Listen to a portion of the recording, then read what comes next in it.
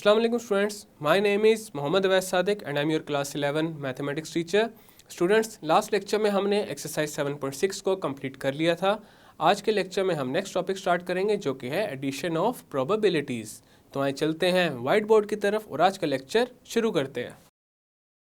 हमने चैप्टर 1 में डिस्कस किया था कि अगर हमारे पास ए और बी दो सेट्स हैं तो ए यूनियन बी को इन तीन वेज में वेन डायग्राम्स की हेल्प से रिप्रेजेंट किया जा सकता है. अब अगर ए और बी डिसजॉइंट सेट्स हों तो हमारे पास ए यूनियन बी कुछ इस तरह से आ जाता है. डिसजॉइंट सेट्स ऐसे सेट्स को कहते हैं जिनमें कोई भी एलिमेंट कॉमन ना आ रहा हो. If A and B are overlapping then हमारे पास ये वेन डायग्राम आ जाती है.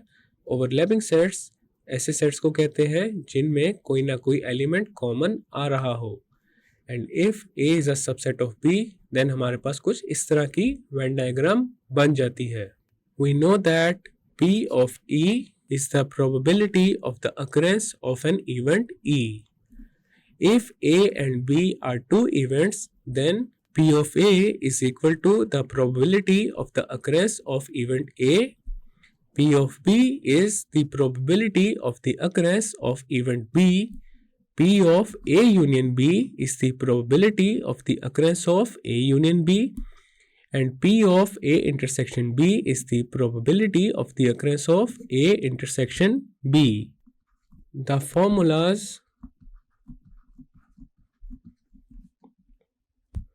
for the addition of probabilities are P of A union B. This is equal to P of A plus P of B. और ये formula तब applicable होगा जब ए और बी दोनों डिसजॉइंट सेट्स होंगे. तो यहाँ आ जाएगा when A and B are disjoint. अगर ए और बी ओवरलैपिंग होंगे या फिर बी ए का सबसेट होगा तो हमारे पास आएगा P of A union B. This is equal to P of A plus P of B minus P of A intersection B. When A and B are overlapping or B is a subset of A. अब हम करेंगे कुछ examples. Example number 1 है There are 20 chits marked 1 to 3 up to 20 in a bag. Find the probability of picking a chit. The number written on which is a multiple of 4 or a multiple of 7. तो अब करते हैं इसका solution. सबसे पहले तो हमने sample space का सेट बनाना है. तो हमारे पास सेट एस में आ जाएगा 1 2 3 अप टू 20. तो सैंपल स्पेस में जो टोटल एलिमेंट्स हैं वो हैं 20, which means n of S this is equal to 20, या फिर टोटल पॉसिबल आउटकम्स हैं 20 के इक्वल. अब हमारे पास दो डिफरेंट इवेंट्स हैं. पहला इवेंट है getting multiples of 4 and the second event is getting multiples of 7. Let A be the event of getting multiples of 4. तो सेट ए में हमारे पास वो एलिमेंट्स आएंगे जो कि 4 के मल्टीपल्स हैं. 1 से 20 तक जो 4 के मल्टीपल्स हैं वो हैं 4, 8, 12, 16 एंड 20. तो सेट ए में जो नंबर ऑफ एलिमेंट्स हैं वो है 5, तो हमारे पास n ऑफ a आ जाएगा 5 के equal.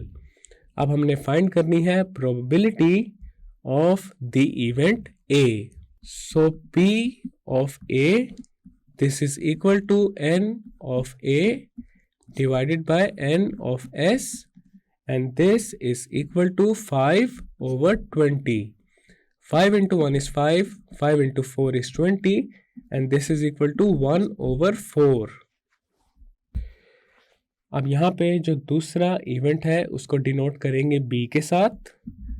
Let b be the event of getting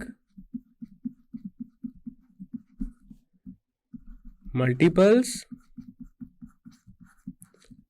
of 7।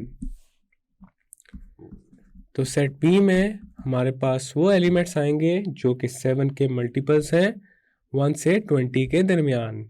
तो 1 से 20 के दरमियान 7 के सिर्फ 2 ही मल्टीपल्स हैं और वो है 7 and 14। अब यहाँ पे सेट B में जो नंबर ऑफ एलिमेंट्स हैं वो है 2 के equal. So probability of the event B this is equal to n of B divided by n of S, and this is equal to 2 over 20. 2 into 1 is 2, 2 into 10 is 20, and this is equal to 1 over 10. अब यहाँ पे देखा जा सकता है set A और set B disjoint sets हैं। दोनों सेट्स में कोई भी एलिमेंट कॉमन नहीं है। As A and B are disjoint sets,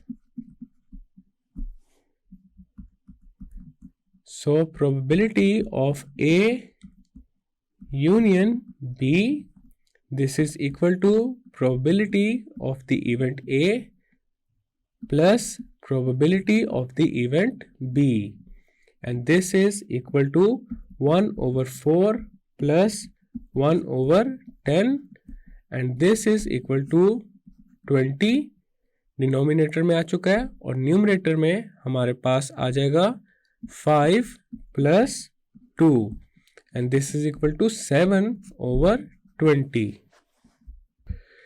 So the probability of getting a multiple of 4 or a multiple of 7 is 7 over 20. This is our final and required result. Next है हमारे पास example number 2.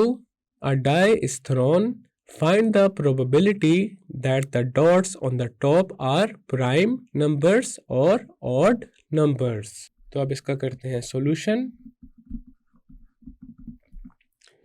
तो sample space में हमारे पास आ जाएगा 1 2 3 4 5 6. So the number of elements of the sample space are 6. अब यहाँ पे भी 2 इवेंट्स हैं. Let A be the event of getting prime numbers on the top. So A is equal to set of prime numbers. तो set A में हमारे पास आ जाएगा 2 3 5. अब सेट A में जो नंबर ऑफ एलिमेंट्स हैं वो है 3. So the probability of the event A this is equal to n of A divided by n of S, and this is equal to 3 over 6. 3 into 1 is 3, 3 into 2 is 6, so this is equal to 1 over 2. Let B be the event of getting odd numbers on the top. So B is equal to set of odd numbers. This is equal to 1, 3, 5. So the number of elements in set B are 3.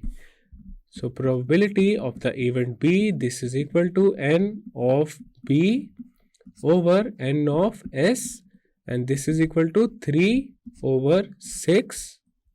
3 into 1 is 3, 3 into 2 is 6. So this is equal to 1 over 2. अब यहाँ पे देखा जा सकता है जो set A और set B है वो दोनों ओवरलैपिंग सेट्स हैं।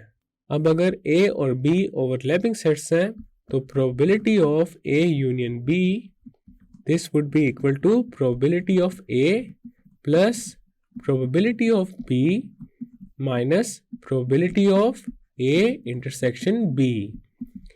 अब हमें रिक्वायर्ड है probability of A intersection B, तो उसके लिए पहले हम फाइंड करेंगे A intersection B को।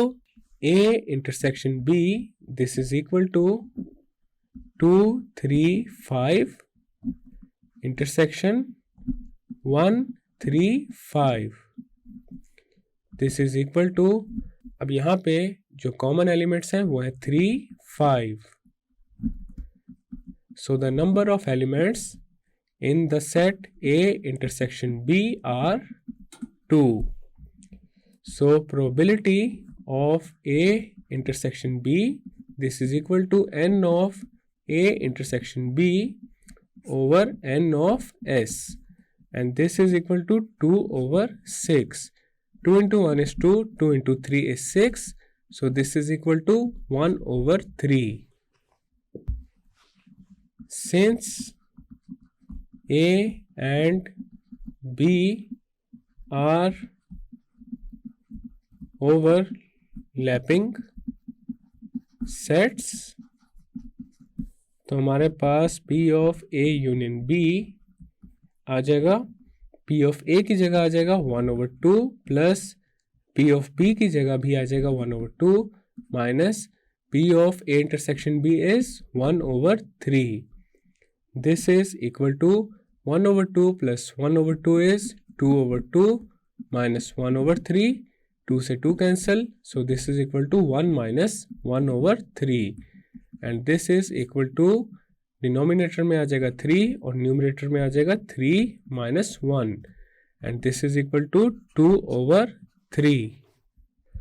So the probability that the dots on the top are prime numbers or odd numbers is 2 over 3. This is our final and required result. Students, आज के lecture में हमने ये सीखा है कि प्रोबेबिलिटीज़ को किस तरह से ऐड किया जा सकता है, और उसके अलावा हमने एडिशन ऑफ प्रोबेबिलिटीज से रिलेटेड कुछ एग्जांपल्स को भी सॉल्व किया है। नेक्स्ट लेक्चर में हम स्टार्ट करेंगे एक्सरसाइज 7.7। मैं उम्मीद करता हूँ आपको आज का लेक्चर समझ आ चुका होगा। हम मिलेंगे अब अगले लेक्चर में।